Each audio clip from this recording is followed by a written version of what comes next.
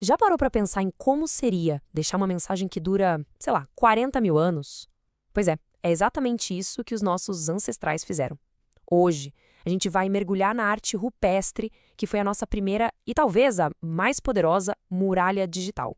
Para começar, vamos fazer uma pergunta que conecta a gente diretamente a eles. Pensa só, no mundo sem escritas, sem internet, como é que se deixa uma marca? Como se diz, eu estive aqui?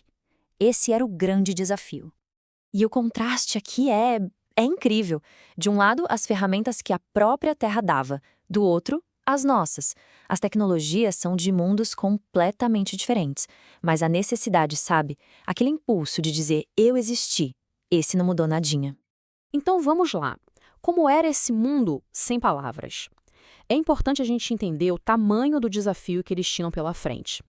E a solução que eles acharam foi, francamente, genial. Eles não precisaram inventar um material novo. A tela já estava ali, pronta. As paredes das cavernas. Eram a garantia de que as suas histórias podiam sobreviver por milênios. Mas como é que se pinta numa tela de pedra? A solução foi tão criativa quanto a própria ideia. O que eu acho mais impressionante nessa receita é a pura engenhosidade. Tudo vinha da natureza ao redor. O preto vinha do carvão da fogueira. Os vermelhos e amarelos, da terra, de minerais moídos. E o segredo para durar tanto tempo? Um fixador, tipo gordura animal ou seiva de planta. Eles aplicavam com os dedos, com pincéis bem simples. Era química e arte nascendo ali, juntas. E o que eles pintavam?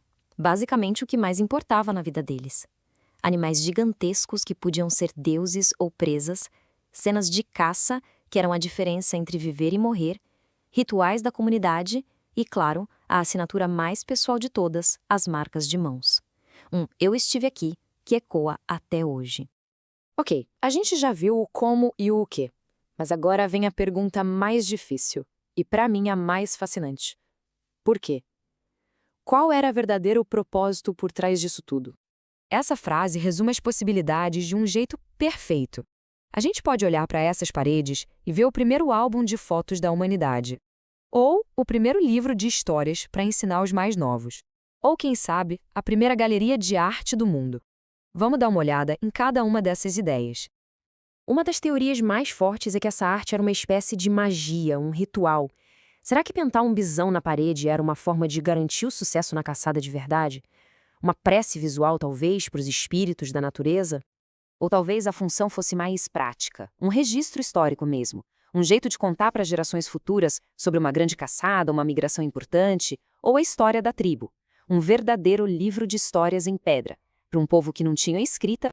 E tem uma terceira possibilidade, talvez a mais humana de todas. E se fosse simplesmente arte? Aquele impulso que todo mundo sente de criar algo belo, de expressar o que está aqui dentro e gritar para o universo, eu existo. E é assim que eu vejo o mundo. E é esse impulso de se expressar que nos leva direto das cavernas antigas para as cavernas digitais. A conexão, acredite, é mais forte do que parece. Para pensar nisso de verdade por um segundo. Quase toda a nossa história, fotos, conversas, memórias, está guardada nesse aparelhinho frágil. Se ele sumisse hoje, o que sobraria? Que vestígio da vida de alguém ficaria para o futuro? É uma pergunta que chega a assustar um pouco, né? E essa comparação aqui mostra a conexão de forma brilhante. O propósito, no fundo, é o mesmo: registrar, comunicar. A audiência, bom, essa explodiu, né? Foi da comunidade para o mundo inteiro. Mas a grande questão, o ponto central, está na última linha: o legado. As pinturas duraram milênios. O nosso legado digital vai durar quanto tempo? A resposta é uma interrogação gigante. E o ponto principal é este: a jornada não acabou lá nas cavernas. Ela continua. Só que agora, a tocha, ou melhor, o smartphone, está nas nossas mãos. E se a curiosidade bateu forte aí, ficam algumas sugestões. O documentário do Werner Herzog, por exemplo, é de arrepiar. Ele leva a gente para dentro de uma caverna que pouquíssimas pessoas no mundo puderam visitar. E no Google Arts and Culture dá para explorar a famosa caverna de Lascaux sem sair de casa. É um ótimo ponto de partida para continuar essa descoberta. E com isso, a gente volta ao começo. Se fosse para escolher uma única imagem para deixar na nossa caverna digital, uma imagem para representar o nosso tempo, qual seria? O que ela diria sobre nós para o futuro? A pergunta fica no ar.